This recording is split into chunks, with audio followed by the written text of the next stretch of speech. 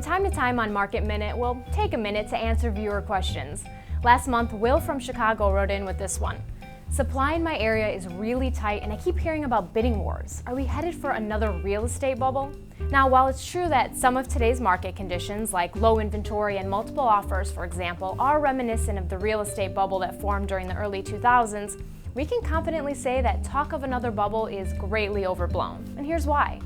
First, lending standards today are far different than they were in the run-up to the bubble.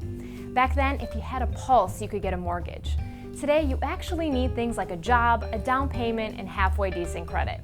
Appraisals are another factor keeping the market in check. Just like mortgage approvals, some appraisals were built on a foundation of sand during the boom. But today, appraisers base their valuations on actual comparable sales, not predictions of future appreciation. And speaking of appreciation, it's still relatively modest in the Chicagoland area, despite all the hype. The Shiller index for Chicago rose just 2.2% last year. It's hardly enough to raise a red flag. Appreciation might be higher in some neighborhoods, but remember that prices bottomed out at around 35% below their peak. So they've got a long way to go before they climb back to pre-crash levels.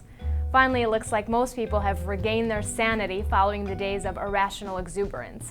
People seem more content to live within their means and accept the fact that while owning a home isn't exactly a lotto ticket, it's still a great hedge against inflation and a good tax shelter.